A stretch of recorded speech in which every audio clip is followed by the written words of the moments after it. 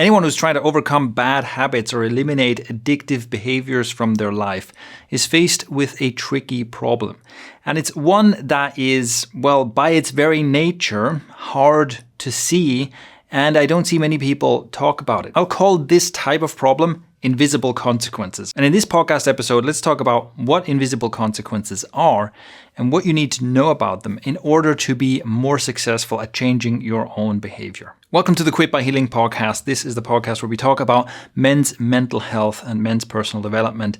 And a strong focus that we have here is on eliminating bad habits, specifically overcoming the habit or the addiction of excessive porn use. Porn addiction is probably the most common addiction in the world right now, and it is a major bottleneck for millions of men in their personal development. So today I'm going to talk about invisible consequences, this problem that you definitely face if you are trying to overcome porn addiction, but that you also face if you're trying to generally build good habits and eliminate bad habits. In many cases, this is one of the things that makes it difficult. So, okay, what am I talking about? First, let's talk about the opposite so that we can contrast the two. So think about a problem that basically all of us have experienced at some point in childhood, where maybe there's a candle burning, you reach out to touch the flame, and what happens?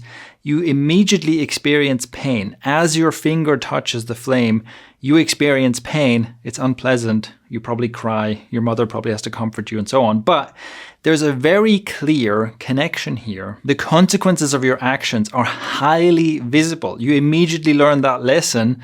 Flames are hot and touching flames is painful. I probably shouldn't do it again. So this is the opposite of an invisible consequence. It's an immediate, obvious consequence.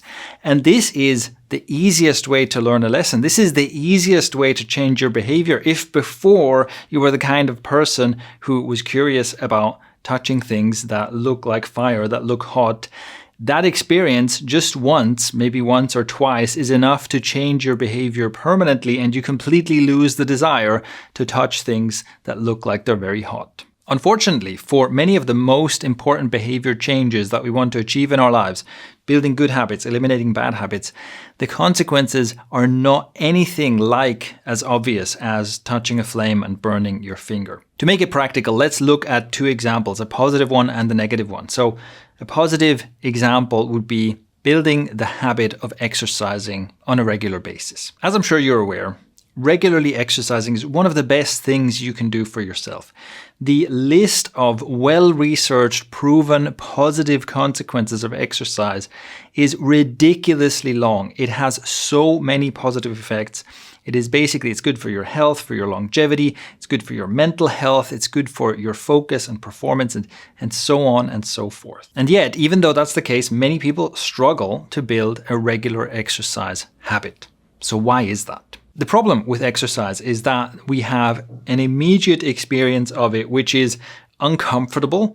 Exercise can be, if you push yourself too much, it can be downright painful, even lead to injury. But assuming that the exercise you do is safe, you don't push yourself too much, and it's something you enjoy, even if it is something you enjoy, even if you enjoy the activity, it is still uncomfortable. You're still pushing beyond your limits. You get out of breath, you sweat. So it is definitely less comfortable than sitting at home on your couch eating Doritos. That is, unfortunately, the thing that we immediately feel from exercise. The immediate obvious consequence from exercise is, oof, this is hard. Now, in some cases, there are short-term benefits to exercise that you feel relatively clearly as well. So you might have a day where, you feel a bit unmotivated, sluggish. You kind of force yourself to go to the gym or do whatever it is that you do for training. And afterwards you feel so much better. So there we have a consequence. Okay, it's uncomfortable in the beginning. You have to kind of force yourself or have to have discipline to start. But then once you do it, you feel much better. And that's great. And the more you experience that and the more you enjoy the training you do, the more likely it is that you'll have a relatively easy time to build and maintain this habit. And yet still, the most important benefits, the biggest reasons why you should be exercising regularly are actually invisible consequences. There are invisible benefits. And here's what I mean. A clear example of this is longevity. Exercise is one of the greatest things you can do to increase your health span, to increase the number of years you have where you are still healthy and fit and generally capable. But this is something that you can't actually experience subjectively. Sure, you can reach old age and look at yourself and look at how you feel and be like, oh, I feel quite good for someone my age, and then think to yourself, well, this must be because I've been exercising so long. But first of all, that doesn't help you if you're not old yet. So if you're in your 20s, the fact that if you exercise for the next 40 years, you'll feel pretty good and pretty fit for a 60-year-old, that doesn't help you right now.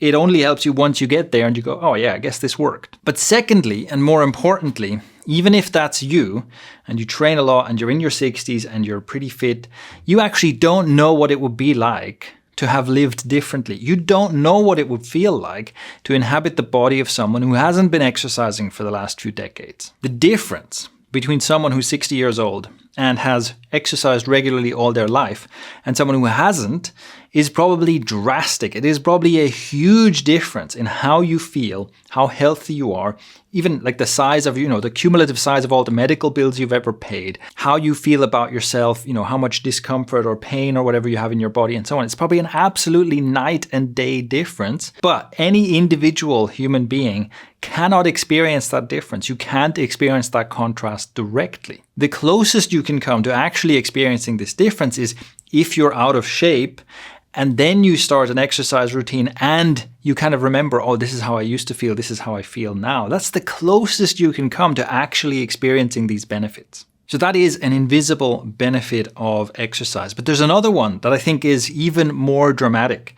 Exercise is proven to be one of the best things you can do to increase the amount of BDNF generated in your brain. BDNF, or brain-derived neurotrophic factor, is essentially what helps nerve growth in your brain. So when you exercise, BDNF is released in your brain, and that is what helps your brain grow and change and rewire itself. It basically gives you a healthier, more capable brain, makes it easier for you to learn new things and so on. So bottom line, if you have more BDNF in your brain, you essentially have a healthier, more capable brain. And because of this, among other things, exercise is one of the best things you can do for your brain health, including your mental health. This is, again, a dramatic difference, but it's an invisible benefit. You can't experience the difference. I do not know what it's like to be a version of me who hasn't been regularly exercising for basically all my life. All I can tell you as kind of a hint of how much of a difference this might make is that when I was a kid in school, I was always one of the slow kids. I was really bad at learning things. I got bad grades. I really struggled. And later in my life, when I had made regular exercise part of my lifestyle, I seemed to no longer have this problem. I seemed to no longer have the problem of not getting things, having difficulty learning things, and so on. Now, maybe that is a direct consequence of all the exercise I've done, but I can't really ever know. And it's especially tricky because it affects your mind. Like, how could I possibly know what it's like to have a different mind? And that is a great example of an invisible consequence. In this case, an invisible benefit. This benefit to your brain health might be one of the best things that exercise does for you, but you can't subjectively experience it because it happens on a timeline that's too long. It's not like one exercise session is suddenly going to make you smarter. The difference is, have you been exercising regularly for the last year, for the last 5 years, for the last 10 years? There's a huge difference in the capability, in the mental health, in what it's like to be a person who for the last decade has been training every day and giving their brain this regular boost in BDNF, and the person who hasn't. So that is the positive example, right? Here's exercise. Even though it's so beneficial, there are so many benefits that are essentially invisible to us. Now, on the flip side, we have a similar problem, or we basically have the reversed problem with many addictive behaviors and bad habits. So let's look at porn addiction as an example. Pornography is very easy to get addicted to and to start using excessively.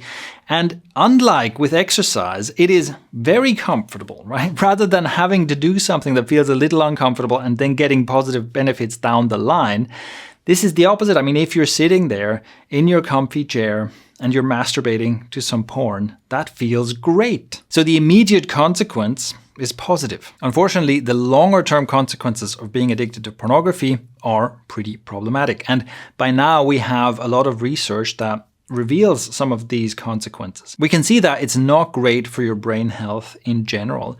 We can also see that there are social consequences, which I think is quite interesting. It seems that pornography use changes the way you see other people. It tends to lead to more objectification of other people, and it is socially isolating. Some people become aware of these negative impacts that porn has on their life, either directly or indirectly. So maybe you notice, hey, I'm just not feeling good. What's wrong? And you start examining your life, and then you learn, oh, okay, I'm overdoing porn. Maybe you read some of this research and you connect the dots. You realize that, oh, maybe it's because of this. Maybe this is part of my problem. And then you start on the journey of trying to overcome this addiction.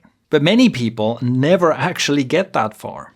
Now, many people are suffering the invisible negative consequences of overusing pornography, and they don't even realize it. For the exact same reasons I laid out before, you can't actually know. Maybe you just feel like, well, I'm just generally feeling a bit sad and anxious, and I'm feeling disconnected from other people, and I have trouble, my dating life is not going well, and it's just generally not a good experience to be me. But you never think, hold on, maybe my own actions are causing this. Maybe you just think, oh, the world is just a really crappy place and we're all suffering, and that's just how it is. So it takes quite a leap to actually make that connection, to start connecting the dots between your behavior, to take that responsibility as well and say, hold on, maybe it's my own behavior that's causing some of these problems. And being willing to face that and being ready to start making some changes. And it's especially difficult because it means that you have to give up something that feels so good in the moment. That is such a soothing, pleasurable thing to do in the moment. And that's the tricky thing with addictions, right? Addictions are generally some kind of a coping mechanism or some way to escape. And what are we escaping from or coping with? Well, feelings that we don't want to feel, thoughts that we don't want to have. We want to escape something that's unpleasant. And the thing that we use, the thing that we're addicted to, gives us at least temporary relief. And having to give that up for what are basically long-term invisible consequences is tough to do. So with that said, what can we do? Now that you know about the problem of invisible consequences, is there anything you can do to make your own experience of overcoming bad habits or building good habits easier? Is there anything you can do here to help yourself succeed at this? And I think there is. In fact, I think there are two components we can learn from this in order to help our own behavior change. The first is to trust the process. So, in both examples that I gave, I referred to research. We can look at research that shows us all the benefits of exercise, and you can become convinced that even if I don't feel these benefits immediately, I can trust that this works. And it's the same for pornography. You can find a lot of research on the consequences of pornography use on your brain health and the social issues I mentioned. You can look at that and go, okay, I trust that this works. Now, having said that, not everybody is equally convinced by a bunch of scientific papers, but there are other sources that you can use to convince yourself, such as stories. And I think for both exercise and overcoming porn addiction and all kinds of other examples, that's really what convinces us. We hear stories. We hear stories of someone who say, hey, I had the same problem as you do, and then I quit porn, and here's how my life unfolded afterwards. And you go, oh, that sounds good. I'd like that too. So stories of other people and evidence and whatever else might convince you, this is an important anchor to have, that you can say, okay, I know what I'm aiming for, and I have some kind of a basis that helps me trust even when I don't feel the consequences immediately. Even if I'm not sure if this is working, I can dedicate myself to this and give it a try and stick with it for long enough to see if I start feeling some of those benefits.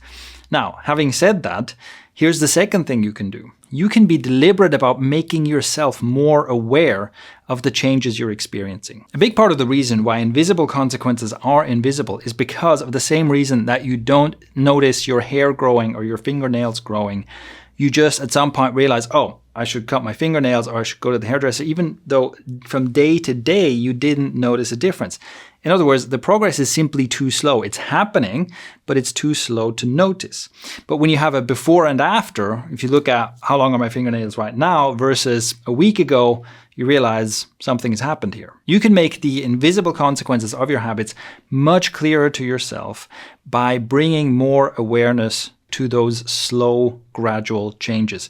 And the best way to do that is to use writing. So here's a specific exercise that I recommend you do. That is Whenever you are trying to build a new positive habit or eliminate a negative habit, make a routine out of writing every evening. So at the end of the day, simply write out how your day went and how you feel and what kind of thoughts are going through your mind. And don't be shy about writing out like your problems, your frustrations, and whatever you're currently going through, what you're currently working on. You don't have to overthink this too much. It's just a good habit to get into. In the evening, take 20 minutes to half an hour. Sometimes it can take longer. Sometimes a lot of stuff pours out of you once you start writing. Just make a habit of taking some time in the evening, write down what's on your mind, what's your emotional state, how do you feel, what have you been struggling with, what are you working on, what are you excited about. Just kind of give a summary of here's what's going on today in my mind, in my world. And this gives you a record that you can later look back on. So let's say you have been struggling with trying to overcome porn addiction for the last 2-3 months, or you're trying to, clean up your diet or build an exercise habit or do something positive for yourself. You're in that process. Now, if you have been writing every evening, you can go back and look at some of your older entries. And often you will be absolutely shocked. Reading those older entries will suddenly make it clear to you how far you've come and how much of a difference this has actually made for you. Even in times when it feels like you're stuck, in times when it feels like you're just treading water. So again, if we use the example of trying to overcome porn addiction, you might be several months into this and feel like I'm still constantly relapsing, right? This still hasn't worked for me. I wanted to be porn free by now. Why isn't this working? But if you've actually been following a process, so if you've been doing more than just trying, failing, and never like trying any kind of strategy, never basically bringing any kind of deliberate action into this, if that's all you do, then yeah, you are probably stuck. You're probably not making progress. But if you follow the kinds of strategies that I lay out here in the Quit by Healing podcast, in the Quit by Healing community and so on, if you're actually trying to implement these strategies, if you're actually doing introspective work, if you're actually doing this strategically, even though sometimes it can feel like nothing is happening, if you do your daily writing and then you go back and read your earlier entries, you will realize, wow, so much has actually happened. And you might notice things like, oh, if I read what I wrote about a few months ago, it seems that almost every day I'm complaining about something. Every day I'm talking about how I'm not feeling good, I'm not feeling motivated, and so on and so forth. And these days, I have, 50-50 good days, bad days. And you never even realized, you thought like, nothing's changed, this is normal. But actually, you went from 90% bad days to 50% bad days. And that's actually a huge step forward. So doing this by writing and looking back at your writing from the past, you bring awareness to what's actually happening. You bring those invisible consequences to the light and make them visible. And that can be hugely motivating. So that's my advice for you to try out right now. Also, check out the first link in the description of this video if you're watching on YouTube, or in the podcast episode description. That gets you to the page with all of the relevant links. So if you want to join the Quit by Healing community, you can do that there. If you want to take the Quit by Healing program, which walks you through the exact steps to take in order to overcome porn addiction and heal your brain over the course of 21 days, you can also find that there, and you can follow me on the various social medias and so on. All of that is in the first link in the description. And if you have any questions that you'd like me to address, you can leave a comment under the video. You can also find a link where you can leave a voice message that I can listen to and answer in future podcast episodes. That is as well in the description. So with that said, thank you for listening and see you next time.